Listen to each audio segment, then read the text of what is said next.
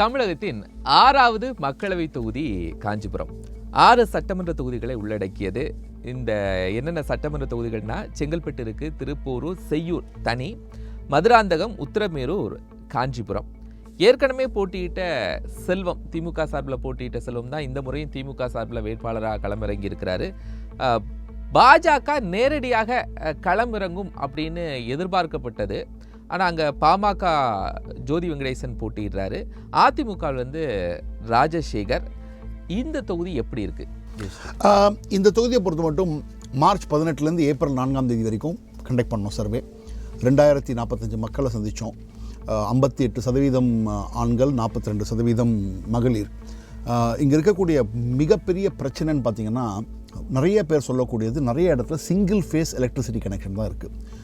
3 face வேணும் அப்படின்னு கேட்டால் பணம் கேட்குறாங்க, 50,000 மினிமம் கேட்குறாங்க அப்படின்னு மக்கள் ஓப்பனாக சொல்லக்கூடியது. இரண்டாவது வாட்டர் லாகிங். ஒரு சின்ன மழை பெஞ்சா கூட, தூறல் போட்டால் கூட தண்ணி தேங்கிடுது. இதெல்லாம் தான் மக்களோட பிரச்சனையாக இருக்குது. இங்கே ஆன்டி இன்கம்பன்சி எகெயின்ஸ்ட் த டிஎம்கே கவர்மெண்ட் அதிகமாக இருக்குது. இங்கே இந்த மழை நீர் அந்த டயத்தில் கூட கொஞ்சம் பிரச்சனைகள் இருந்த தொகுதின்னு நினைக்கிறேன் நான். ஏன்னா மக்கள் அதை ரொம்ப ஓப்பனாக பேசுகிறத பற்றி. ஆனால் தண்ணி தேங்குது சார் எப்போ பார்த்தாலும் அப்படின்றாங்க. அதை பற்றி ஒன்றும் கவர்மெண்ட் கண்டுக்க மாட்டேன்றாங்க. ஒரு 58% மக்கள் ஆன்டி இன்கம்பன்சியில் இருக்காங்க டிஎம்கேக்கு எழுத்தாப்பில். இங்கே ஒரு 47% அதே மாதிரி உங்களுக்கு பாஜக எழுத்தாப்புலேயும் இருக்காங்க. சென்ட்ரல் கவர்மெண்ட் பொறுத்த மட்டும் மகளிர் உரிமை தொகை நிறைய இடத்துல போய் சேர்ந்துருக்கு. அது ஒன்று தான் பற்றி தான் பேசுகிறாங்க. விஸ்வகர்மா பிஎம் முத்ரா லோன் நிறைய இடத்துல போய் சேர்ந்துருக்கு. அதாவது சென்ட்ரல் கவர்மெண்ட்டினுடைய பெனிஃபிட் பார்த்திங்கன்னா இங்கே பல இடங்கள் நம்ம பார்த்தோம். பாரதிய ஜனதா கட்சி பல மாநிலங்களில் செய்யக்கூடிய யுக்தியை திமுக எடுத்தது. என்ன, கேண்டிடேட்டை மாற்றுறது. ஏன்னா மோடிஜி தான் சொல்லுவாராம் 2007 லோக்சபா அசம்பிளி எலெக்ஷனில் குஜராத்தில் எம்எல்ஏ அதிருப்தி கிடையாது, எம்எல்ஏ மேலே அதிருப்தி இருக்கலாம், அதனால் எம்எல்ஏவை மாற்றுங்க. ஸோ அதை தொடர்ந்து அதை பண்ணிகிட்டு இருக்கார் அவர். அந்த மாதிரி திமுகவும் இந்த வாட்டி அதை பண்ணாங்க நிறையா தொகுதியில். ஆனால் இந்த தொகுதியில் என்ன இருக்குன்னா 68% அதிருப்தி இருக்குது எம்பி மேலே. ஆனால் எம்பியை ரிப்பீட் பண்ணியிருக்காங்க. அது எப்படி ரிஃப்ளெக்ட் ஆகுது அப்படிங்கிறது தான் பார்க்க போகிறோம். நீங்கள் ஒவ்வொரு தொகுதியும் சொல்லும்போது திமுக வேட்பாளரை தேர்வு செய்யும்போது நல்ல ஸ்ட்ராட்டஜியை ஃபார்ம் பண்ணியிருக்காங்க. அதிருப்தி எல்லாம் தூக்கிட்டாங்க. இன்னும் காங்கிரஸ் அதிருப்தியாக இருந்தால் கூட தொகுதியை மாற்றிடுறாங்க. நீங்கள் பட் அதை இந்த இடத்துல எக்ஸப்ஷன். அது எப்படி ரிஃப்ளெக்ட் ஆகுதுன்னு பார்ப்போம். ஏன்னா ஒவ்வொரு தொகுதியிலும் நீங்கள் கேண்டிடேட்டை மாற்றும் போது திமுகவுக்கு அது சாதகமாக போகுது. 50% மேலே எடுக்கிறாங்க. இந்த தொகுதியில் என்ன ஆக போகுது, அதுதான் காஞ்சிபுரத்தை பார்க்க வேண்டிய முக்கியமான விஷயம். ராமர் கோயில் தான் பிகஸ்ட் அச்சீவ்மெண்ட்னு சொல்கிறாங்க. இங்கே திமுக வாக்குறுதிகளை நிறைவேற்றினாங்கன்னு கேட்டால் 55% எஸ்ன்றாங்க.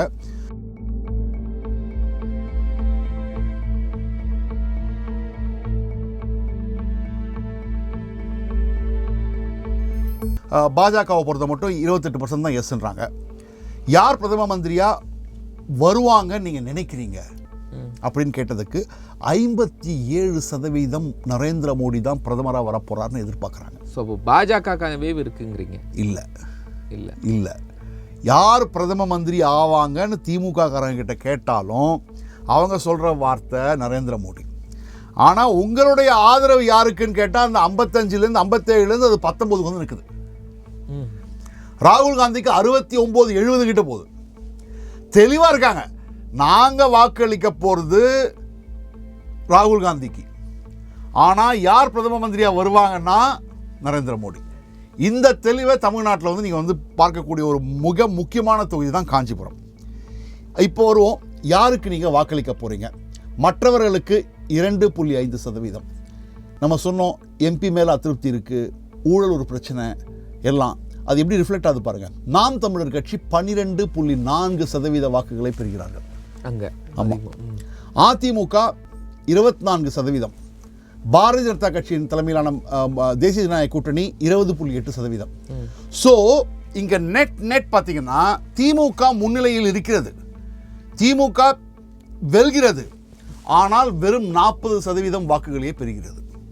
நீங்கள் நினைக்கலாம் 40% வாக்குகள் தான் அதிகம் தானே அப்படின்னு. கரெக்டு. பட் மற்ற இடத்துல பாருங்கள், ஆரணியில் பாருங்கள், மற்ற இடத்துலலாம் பாருங்கள், 51, 52 போகிற இடத்துல இங்கே 40. அதை யார் காரணம்? அதுக்கு எம்பி, சிட்டிங் எம்பி மேலே இருக்கிற அதிருப்தி அது போய் அதிமுகவுக்கு போகுது, பாஜகவுக்கு போகுது, நாம் தமிழருக்கு போகுது, திமுகவுக்கு சேரல.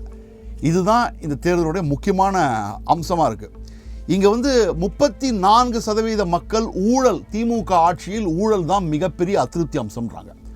பாரதிய ஜனதா கட்சியை பொறுத்த மட்டும் கார்ப்பரேட் ஆதிக்கம். So anti incumbency, local anti incumbency, ஊழல், இது ரெண்டும் திராவிட முன்னேற்ற கழகத்தின் வாக்குகளை குறைக்கிறது. ஆனால் எதிரணியில் எனக்கு தெரிஞ்ச வரைக்கும் எய்தர் அதிமுக ஆர் பாஜக ஒரு ஸ்டார் கேண்டிடேட் போட்டிருந்தா நிலைமை மாறி இருக்குமோன்னு நினைக்கிறேன். ஸ்டார் கேண்டிடேட் இல்லாததுனால ஒரு வேல்யூ இல்லை கேண்டிடேட்டை. அப்படி இருக்கும்போது அப்படியே ஃபிசில் அவுட் ஆகிடுது. திமுக ஆர்கனைசேஷன் இருக்குது, ஸ்ட்ரக்சர் இருக்குது, பேசிக் இருக்குது, அவங்களுடைய மாவட்ட செயலாளர்லாம் இருக்காங்க, அதை வச்சு கரை சேர்த்துறாங்க. இல்லை, இதில் மிக முக்கியமான விஷயம் பாமக கொடுத்த பெண் வேட்பாளர்களில் மிக முக்கியமான இடம் இங்கேயும் இருக்காங்க. இதில் வந்து ஜோதி வெங்கடேசன் வந்து ஒரு கேண்டிடேட்டை, பாமகவுடைய கேண்டிடேட் இங்கே நிற்கிறாங்க.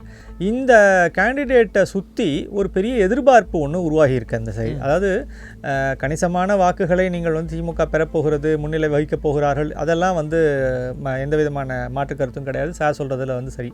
ஆனால் நீங்கள் வந்து 2ஆம் இடத்துக்கும் 3ஆம் இடத்துக்குமான ஒரு போட்டி ஒன்று இந்த இடத்துல இருக்குது. ராஜசேகரா இல்லை ஜோதி வெங்கடேசன். அப்போ ஜோதி வெங்கடேசன் முதல் தலைமுறை நபராகத்தான் வருகிறார். அவருடைய கணவர் வந்து கட்சியில் ஏற்கனவே பாமகவில் இருந்திருக்கிறாங்க. அந்த சார்பாக தான் இவங்க கொண்டு வந்து நிறுத்தப்படுகிறாங்க. ஆனால் என்ன, இந்த இடத்துல ஒரு பெரிய காஞ்சிபுரத்தில் அவங்களுக்கு ஒரு பெரிய அட்வான்டேஜ் ஒன்று இருக்குன்னா, அங்கே அவரோட சார்ந்த சமூகத்தினுடைய வாக்குகள் இருக்கின்றன. அதே மாதிரி அம்மா மக்கள் முன்னேற்ற கழகத்தினுடைய வாக்குகள் வந்து வேறு சேரப்போகிறது. அப்போ இந்த மாதிரியான பல்வேறு ஃபேக்டர்ஸ் வந்து உள்ள வந்து அவங்களுக்கு ஆட் ஆன் ஆகக்கூடியது அட்வான்டேஜ் இருக்குது. இந்த எண்ணிக்கை வந்து நிச்சயமாக இப்போ நீங்கள் சொல்கிற மாதிரி நீங்கள் 20.8% அப்படிங்கிறது நீங்கள் பாமகவுடைய வாக்குகள் மட்டுமல்ல, அது கூட்டணியுடைய எல்லாருடைய சேர்ந்த வாக்குகளும் தான்.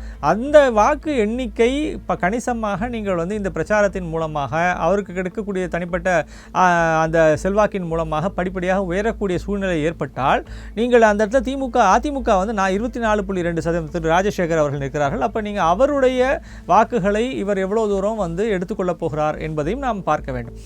இன்னொன்று, ஏற்கனவே திரு ஸ்ரீராம் அவர்கள் சொன்ன மாதிரி நீங்கள் அங்கே இருக்கக்கூடிய அதிருப்தி காரணமாக, வேட்பாளர் மீது இருக்கக்கூடிய அதிருப்தி ப்ளஸ் வந்து திமுக மீது இருக்கக்கூடிய அதிருப்தி, ஆட்சி மீது இருக்கக்கூடிய அதிருப்தி தான் இந்த இடத்துல கணிசமாக குறைந்து நீங்கள் அவருக்கான ஒரு வாக்கு சதவீதமாக கிட்டத்தட்ட 40.1% வரைக்கும் வந்திருக்கிறது. மீண்டும் நாம் சொல்வது என்னவென்றால், அந்த இடத்துல கட்சி கட்டமைப்பு வலுவாக இருக்கிறது.